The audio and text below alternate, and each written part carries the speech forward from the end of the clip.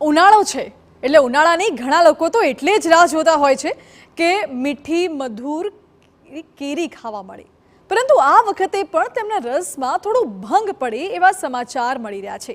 મતલબ કે કેરી તો ખાવા મળશે જ, એનો વાંધો નથી, પરંતુ ફિકર એ છે કે આ કેરીના પાકમાં 80% નુકસાનીનો અંદાજ છે। એટલે હવે તમે જ વિચારી લેજો કે કેરી કેટલી મોંઘી થઈ શકે છે।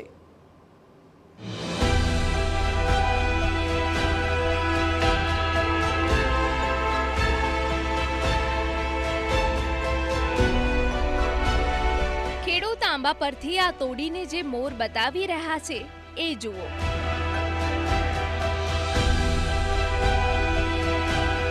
આમ તો આપણે ખેડૂત ના હોઈએ તો એમાં જાજી ખબર ન પડે, પરંતુ એટલો અંદાજ તો જરૂરથી આવી જાય કે આ નુકસાનીની વાત છે।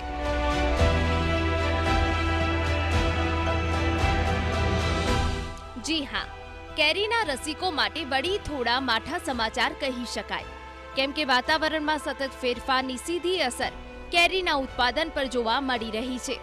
કેસર કેરી માટે જાણીતા આખાય જૂનાગઢ પંથકમાં ચાલુ વર્ષે આંબા પર ગત વર્ષની સરખામણીએ ઓછો મોર જોવા મળી રહ્યો છે। એટલું જ નહીં, યોગ્ય તાપમાનના અભાવે કેરીના ફળનો પણ યોગ્ય વિકાસ ન થતા કેરીના કુલ ઉત્પાદનમાં મોટો ઘટાડો આવી શકે છે, એવી કૃષિ વૈજ્ઞાનિકોની ચિંતા છે। તજજ્ઞોનું એવું પણ માનવું છે કે આંબા પર ગ્લોબલ વોર્મિંગના કારણે વિપરીત અસર જોવા મળી છે અને સતત વાતાવરણના પલટાના કારણે ફળનો જોઈએ તેવો વિકાસ નથી થયો। આ સ્થિતિમાં જૂનાગઢ કૃષિ યુનિવર્સિટીના નિષ્ણાંતો કેરીના ઉત્પાદનમાં 80% ઘટાડાની શક્યતાઓ સેવી રહ્યા છે। કે દિવસ અને રાતનું જે તાપમાન છે એમાં લગભગ 20 થી 25 ડિગ્રી જેટલું વેરિએશન છે। આંબો જે એવો છે કે એને 10 ડિગ્રીથી વધારે વેરિએશન છે એ સહન કરી શકતો નથી, એને કારણે આ બધા પ્રશ્નો ઉપસ્થિત થયા છે। એટલે આમ ઓવરઓલ જે આ ક્લાઇમેટ ચેન્જની અસર છે એને કારણે આંબો જે છે એ ખરેખર અત્યારે જોખમમાં છે। કેટલા ટકા કેરીનો પાક આવી શકે? હા, એટલે અત્યારે એવું લાગે છે કે 15-20% જેટલું ગત વર્ષ જે હતી એનાથી 15-20% પાક છે આવી શકે એવી ધારણા છે। તો ખેડૂતોની પણ એક જ ફરિયાદ છે કે વાવાઝોડું કમોસમી વરસાદને પગલે આંબા પર આવેલો મોર ખરી પડ્યો છે, તો ઉનાળાની સિઝનમાં પણ વધતા ઓછા તાપમાનની અસર કેરીના ઉત્પાદન પર વર્તાઈ રહી છે। ખેડૂતોનું માનવું છે કે ચાલુ વર્ષે કેરીના પાકમાં ખેડૂતોને મોટા પાયે નુકસાન સહન કરવાનો વારો આવ્યો છે, જેથી સરકાર તેમને આર્થિક સહાય કરે।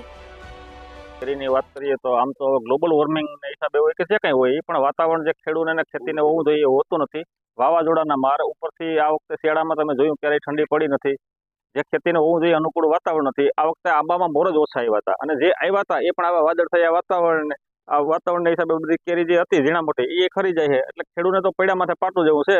અટાણે આ ગરમીનું વાતાવરણ છે, ટેમ્પરેચર વધી ગયું ને જે પાક આવ્યો હતો પેલા મોર આંબામાં, એ આંબામાં મોર આવ્યા પછી ખેડૂતે 5 ડોઝ માર્યા, 50,000 થી 60,000 રૂપિયાનો ખર્ચો કર્યો ને અટાણે કોઈને ખેડૂતને ખાવાની કેરી છે નહીં।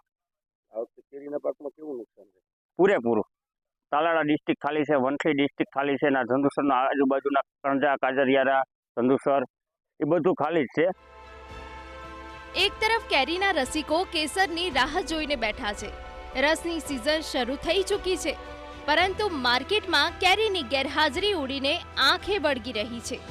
જો કે હાલની સ્થિતિએ એક વાત નિશ્ચિંત છે કે ચાલુ વર્ષે માર્કેટમાં કેરીની આવક ઘટશે તો સ્વાભાવિક જ કેરીના રસિયાઓએ કેરીના રસ માટે ઊંચો ભાવ ચૂકવવો પડી શકે છે।